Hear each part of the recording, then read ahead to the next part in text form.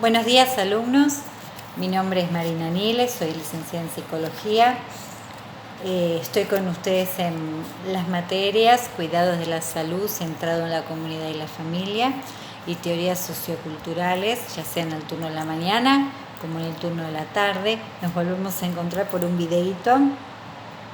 Me encanta que nos podamos conectar, aunque sea de este modo, que por ahora nos resulta, porque estamos encontrando una aproximación a ciertos conceptos. Como yo les sugerí en las otras clases o la otra clase o a través de audio, siempre que uno ve un video, ¿no? O escucha una clase o entra a una página, está bueno tener esto, un papel y un lápiz. Entonces ustedes, mientras van escuchando, pueden ir parando y copiando algún cuadrito que después los van a utilizar cuando sea el momento de los trabajos prácticos, poder plasmar lo que estuvieron escuchando, lo que estuvieron investigando y lo que están resolviendo en una evaluación, un ejemplo. Bueno, antes que todo, también este video por ahí lo puede ver alguna persona que esté cursando una materia como psicología, psicología general, como comúnmente se la suele llamar.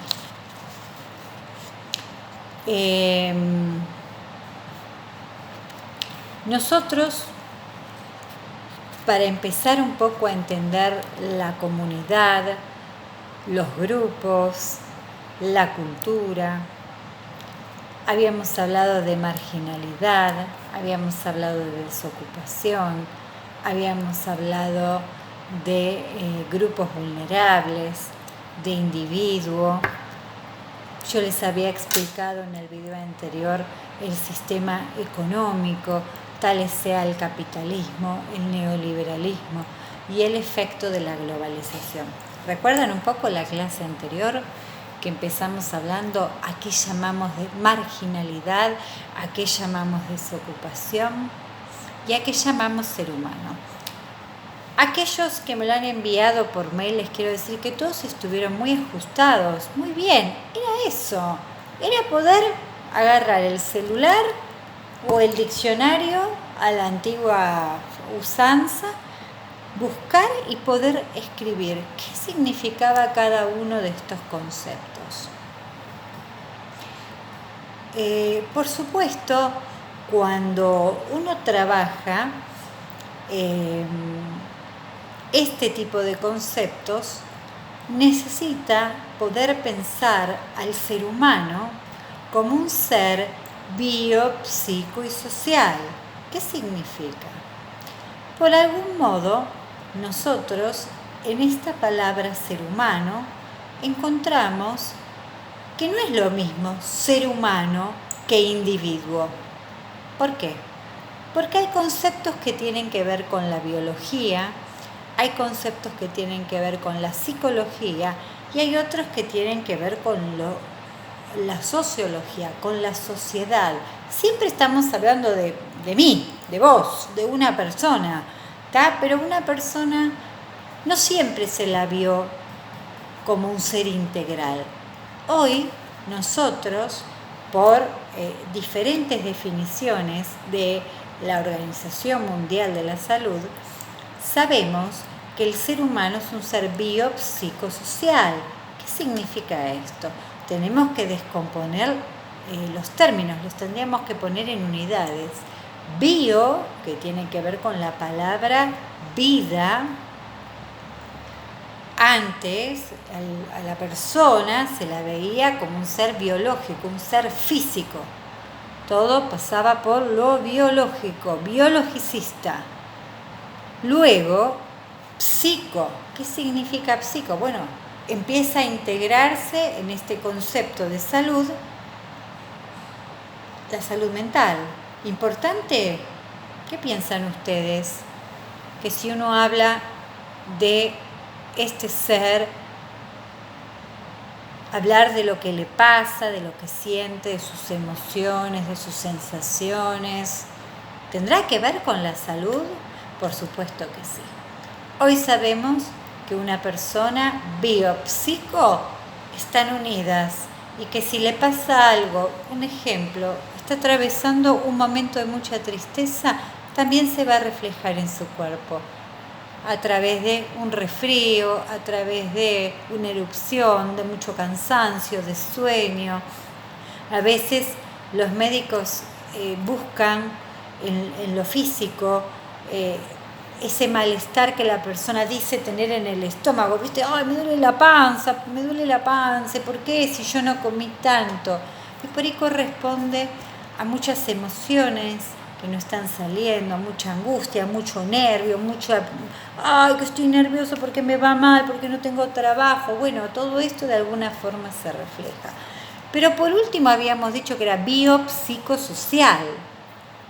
Lo social que está relacionado a los vínculos, a dónde vive, cómo es, dónde está su barrio, cómo son sus padres, ¿sí?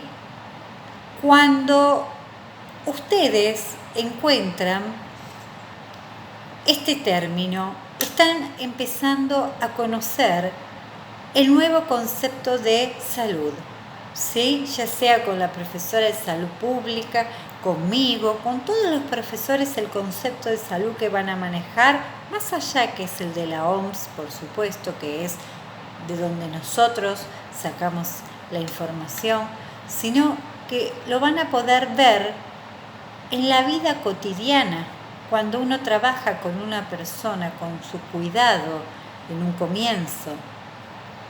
Lo que ve es una persona que no es solo el cuerpo, es el cuerpo, es su conducta y es su contexto. Es quién es él, cómo está y con quién está, ¿sí? Cómo vive. Y yo siempre recuerdo acá una integración que una vez me comentó una persona grande. Cuando se integra la medicina, la psicología y la sociología, uno puede encontrar una atención íntegra del ser humano. Entonces recuerdo que una persona una vez me decía, cuando voy al médico, no sé, a cualquier médico, ahora no recuerdo, al médico clínico, un ejemplo, siempre me pregunta cómo estoy. Entonces yo le decía, ¿y vos qué le contestás? Me dice, y le digo que estoy bien, que vivo bien, que por suerte. Entonces me pregunta con quién vivo. Entonces yo le digo que vivo con mi hija. Y después me pregunta si mi hija trabaja. Me dice, ¿por qué le tengo que contestar todo? Es muy difícil, ¿no? Pero es así. Este médico está integrando otros aspectos de la vida de la persona que está atendiendo. Lo está viendo como un ser humano. Esto lo que hace es, por supuesto, una atención mucho más empática, es decir, mucho más vinculada a la otra persona, mucho más involucrada. Por otro lado, este era el concepto de ser humano. El ser humano, más allá de que todos ustedes escribían, es un ser biológico único, un individuo celular y todo lo que con el profesor de biología van a ver excelentemente bien este año, también hay que integrar sus dos aspectos que están acá. Esta conducta, el fenómeno que va a estudiar la psicología, y por el otro lado, su contexto cultural. Entonces, nosotros habíamos hablado también de marginalidades y desocupación, ¿se acuerdan? Y yo les había dicho que había un concepto muy interesante que tenía que ver con el de grupos vulnerables. Bueno, el concepto de grupo vulnerable está relacionado a un grupo de personas que están teniendo posibilidades de vivir con mayor sensibilidad y es más frecuente que les pase situaciones negativas. A ver, sus condiciones de vida, esto de lo social, sus hogares, sus necesidades básicas, todo esto está alterado por alguna situación en particular del grupo. Entonces, nosotros sabemos que el desarrollo social y económico de un país va a afectar a la salud de la población. ¿Cómo? Si uno, yo siempre digo lo mismo, si yo estoy viviendo en una casa muy precaria, donde no tengo agua corriente, donde estamos comiendo comida que buscamos en los residuos. Yo en la puerta de mi casa tengo el tachito de basura famoso que hay en la capital federal. Hay un montón de gente revolviendo basura. Ahí adentro yo tiro mis bolsas de desecho. Entonces podemos pensar que esta persona que está comiendo esta comida que está contaminada con todo tipo de basura de todo el barrio, no es la mía sola, es la de todo el barrio, esta persona está vulnerable ¿a qué? Y bueno, a que le agarre una infección, a que le agarre una diarrea, a que le agarre un problema en la piel, a que le agarre, un problema respiratorio. Es decir, que el grupo vulnerable está relacionado con las condiciones de vida. Y la palabra grupo vulnerable va a hacer referencia a un conjunto de personas, de seres humanos que habitan y que están sensibles a que les sucedan ciertos daños. Por un lado, cuando uno trabaja desde este lugar, este primer momento de la materia, hay que trabajar mucho todo lo que es la pobreza, la economía y cómo esto va repercutiendo en la salud de la población. Un ejemplo, una atención médica requiere un dinero, es decir, a mí me pasa algo, yo si voy al médico lo tengo que pagar o ir al hospital que me toque, ¿está? Pero más allá de eso, el bajo salario lo que hace es que la nutrición sea deficiente, la vivienda sea deficiente y la educación sea deficiente. Por ende, el hospital también va a trabajar con lo que tiene, como tiene. Entonces, aquí, el grupo vulnerable, ¿está más expuesto a que le pase algo? Sí, siempre. ¿A qué? A estar a esta suerte de la lotería económica. Yo hace muchos años estudié un apartado de ética que hablaba sobre la suerte y desgracia de la economía, así decía, la lotería de la economía en estos tiempos, ¿no? En este y en el de seguramente mis padres, ¿no? ¿Por qué? Porque todos somos trabajadores, si no yo no estaría haciendo este video. Hoy tengo trabajo. ¿Ustedes me pueden asegurar que yo mañana voy a tener trabajo? ¿Y pasado? ¿Y en 3 años? ¿Y que mis hijos van a conseguir trabajo? A esto se le llama lotería económica. Que uno tenga educación y pueda encontrar un trabajo mejor, por supuesto. Uno siempre, desde lo humano, desde la psicología se apunta siempre a que el ser humano saque lo mejor posible de sí mismo y tenga objetivos en su vida. ¿Para qué? Para poder tener un estímulo positivo. Si no nos tiramos, acá yo tengo una ventana y un balcón, me tiro por ahí. No me voy a tirar. Es explicar que en toda esta situación de la lotería económica está relacionado con el punto de marginalidad, desocupación, grupos vulnerables. Uno sabe lo que tiene, pero también sabe que puede no tenerlo. Los trabajadores, por supuesto que otras personas con niveles económicos altos no se están haciendo esta pregunta. ¿Se entiende? Yo estoy segura que me van a decir que sí. Y si no, me hacen preguntas, ya saben. Por el otro lado, entonces estamos hablando de que, por un lado, tenemos el comportamiento individual y social del sujeto. Por el otro lado, tenemos el nivel económico. Por el otro lado, tenemos sus valores, sus creencias, su cultura. Y por el otro lado, tenemos el medio ambiente que los circunda. Todo esto son factores que van a determinar la vida de este ser humano. El comportamiento, dónde vive, qué creencias tiene y su nivel económico. Todo esto hace a la palabra biopsicosocial, diríamos a este concepto tan amplio. Yo les había dicho que ustedes podían, que íbamos a hablar de grupos vulnerables. Entonces se me ocurrió que como una tareita, pero no para entregar, para armar en sus carpetas, ustedes pueden pensar un ejemplo, los grupos vulnerables, ¿quiénes son vulnerables? Yo se los nombro rápidamente, pero ustedes pueden investigar un ejemplo. Los niños son vulnerables, por supuesto. Uno puede buscar grupos por edad. Los adolescentes, sí. Las personas con discapacidad, sí. Los inmigrantes, sí. Las personas con enfermedades infecciosas, sí. Las personas de bajo nivel y recurso económico, sí. Bueno, hay muchos grupos vulnerables, ¿sí? Las mujeres embarazadas, los ancianos. Bueno, no me quiero olvidar, pero la idea es que ustedes busquen un poco estos grupos vulnerables. Un ejemplo puede ser por edad, por género, por raza. Bien, entonces yo pensaba, ¿cómo podríamos continuar? Y yo tengo que estar por la unidad 1 y las unidades 1 hablan de esto, entonces tengo que definir cultura. Para poder empezar a hablar un poco de este ser biopsico y social.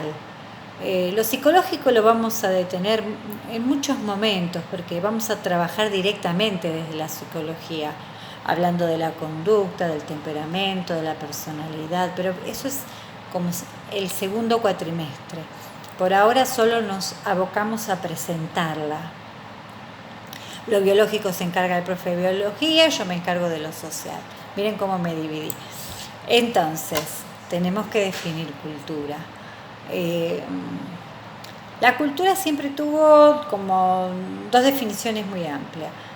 Por un lado estaba todos los aspectos educativos de una persona. Cuando uno decía, ay, qué persona culta, hacía referencia a que era una persona como con mucha educación. Pero la que usamos nosotros, que es la que vamos a explorar todo este cuatrimestre, tiene que ver con los saberes, el saber, sí, claro, las creencias, las tradiciones, los símbolos, las conductas, las costumbres, las actividades, es decir, el conjunto del modo de vida de ese grupo. Seguramente todo esto se traslade de generación en generación. Cuando ustedes puedan pensar este concepto, piensen todo lo que ustedes tradicionalmente hacen y cómo esto uno lo hereda. Es decir, mi abuelita los domingos hacía fideitos y yo sigo haciendo eso. Bueno, tal vez esto tenga que ver con aspectos culturales de sus propias familias. Esto es muy importante en enfermería, bueno, en todas las carreras, pero bueno, ya que estoy hablando con enfermería, hablo con enfermería, porque cuando uno atiende a un paciente, aplíquese para radiología y hemoterapia también, que son las carreras que más trabajo. Cuando uno trabaja con un paciente, está trabajando con un ser biopsicosocial.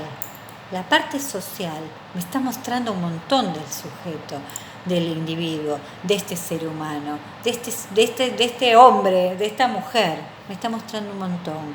Cómo vive, qué creencias tiene, qué cultura tiene a nivel educativa, cuáles son sus hábitos, sus costumbres, sus comidas, sus símbolos. Es decir, todo esto a mí me va a ayudar para pensar en el paciente. Después, si hablamos de cultura, tengo que hablar de diversidad cultural. La enfermería, decía yo, antes de que se me vaya, cuando ustedes en Fundamento del Cuidado vean un montón de autoras y escuelas de la enfermería, van a ver que muchas de estas autoras, autores que van a crear escuelas de enfermería, van a trabajar mucho con los aspectos culturales. Por eso digo, es muy importante esta primera parte de la materia, porque es lo que uno trabaja.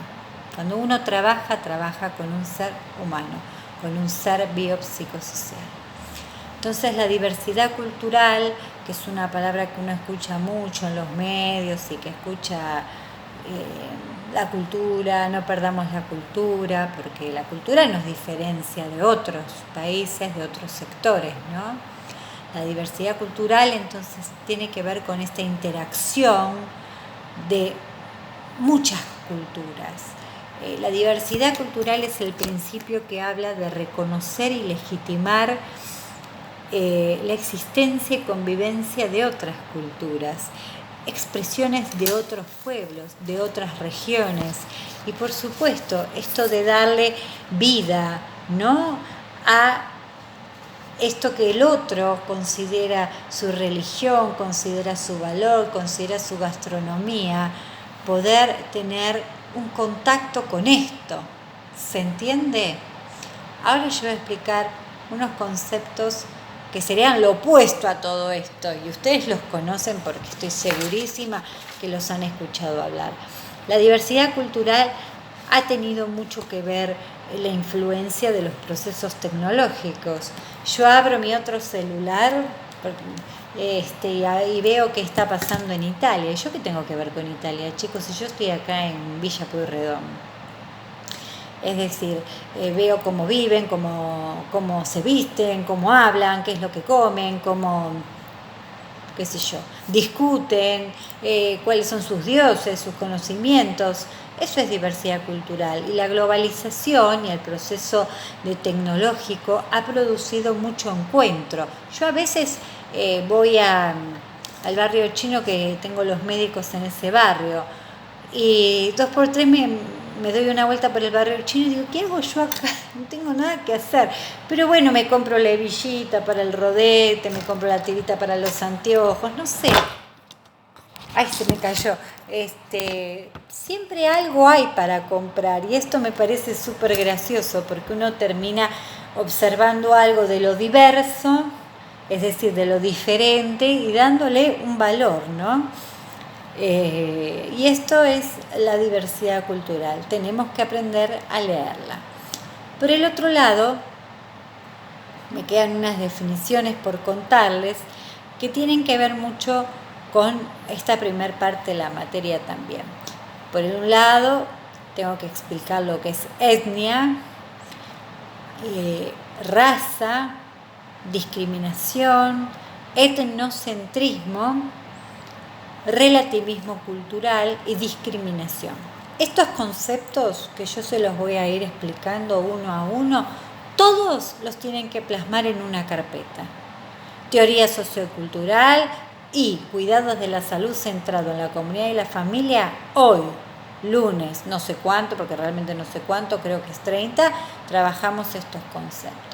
Diversidad cultural, cultura, grupo vulnerable, factores determinantes, concepto biopsicosocial, todo lo que hablamos plasmado.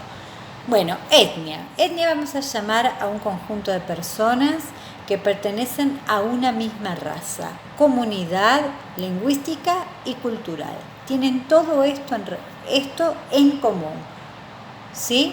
Entonces lo volvemos a explicar. Es un conjunto de personas que pertenecen a alguna misma raza, es decir, cuando veamos razas se van a dar cuenta por qué.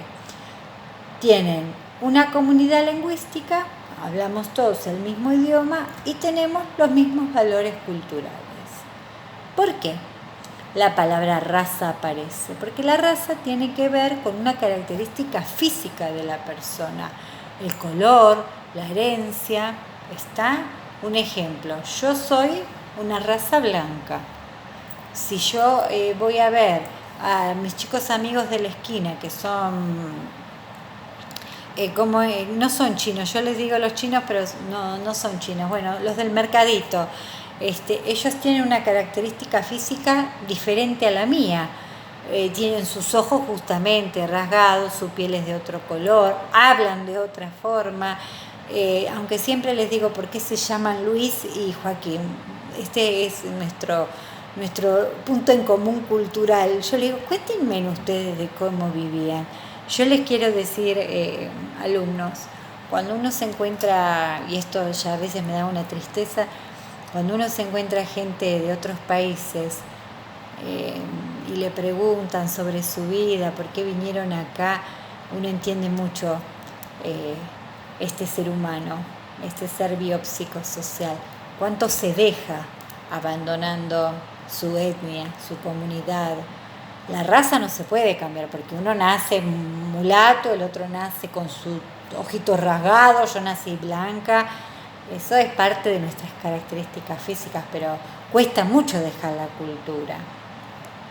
Y acá aparece la palabra que tiene que venir con este relato, y es la palabra discriminación. Discriminar para la sociología tiene que ver con atentar a los derechos, porque esto es un fenómeno que lamentablemente es un fenómeno mundial, donde se habla de atentar directamente. ¿Cómo se hace? Se hace ordenando y clasificando. Ustedes, los inmigrantes, no van a recibir comida. Ustedes, los blancos, no van a tener hospitales. Lo que hace esto es negar al individuo o al grupo, ¿sí?, acceso a los derechos. Esto es la discriminación. Uno muchas veces escucha la palabra discriminación como en todas partes. ¡Ay, me están discriminando! No todo es discriminación, pero sí sabemos que desde la sociología es un fenómeno que es totalmente global y mundial. Sin más, yo de vez en cuando toco que no se me caiga el teléfono otra vez. Si no, vean en Estados Unidos los problemas de raza que tienen con la gente de color, de piel negra, los problemas que tienen con las armas, con los asesinatos. No es más que ver esto. Si hablo de discriminación, tengo que hablar de etnocentrismo. La palabra etnocentrismo tiene que ver con una dificultad para poder comprender la cultura del otro. El etnocentrismo tiene que ver con una creencia de que la cultura es superior, es un grupo étnico más importante. Mi grupo cultural es mucho más importante que el tuyo. Y por supuesto, su realidad dentro de estos parámetros. Yo hace poco vi una película terrible, que no sé, la están pasando por la tele, se llama Bastardos sin Gloria. La pasan muchísimo, pero bueno, con esto de la cuarentena de vez en cuando una película me veo. Y hablaba justamente de los nazis y los judíos. Un ejemplo le estoy dando de discriminación, raza, etnia y etnocentrismo. Esta creencia de la raza superior, el etnocentrismo, ¿no? Nosotros que somos una raza pura, tenemos que matar a la raza impura porque ellos no lo son, no son como nosotros, son seres inferiores, son seres que tienen que no estar en la faz de la tierra. Lo mismo hay películas en Estados Unidos de gente negra que era esclavizada por ser negro, era azotado, violadas las mujeres, vendidas. Bueno, hay mucho para ver, ¿sí? Hay mucho para ver. Este etnocentrismo tiene un enemigo que se llama el relativismo cultural. Tiene algo que se le contrapone. El relativismo cultural lo que trata es de defender la validez y riqueza de todas las culturas. Todas las culturas son ricas, alumnos. Todas las culturas tienen algo para explicarnos, algo para enseñarnos. Todas las culturas nos dan la posibilidad de conocer a esa otra persona, cómo piensa, cómo vive, cómo es. Siempre que uno habla de discriminación, habla de estereotipos y prejuicios puestos en un lugar dirigido hacia una característica. Un ejemplo, los negros, los blancos, los judíos, los gordos, los flacos, no sé. Hoy en día estoy seguro que todos se están asentando con la cabeza, ¿no? Porque yo les expliqué que desde esta materia yo no iba a hablar nada de lo que no sea lo cotidiano. ¿Y cuántas veces nosotros, queridos alumnos, escuchamos le pegaron por ser negro. Hace el año pasado nos salió un muchacho pobrecito que iba viajando en el tren y una mujer lo discriminó con prejuicios y estereotipos, diciéndole que estaba mal vestido, que estaba vestido como un villero. Ahora exactamente no recuerdo.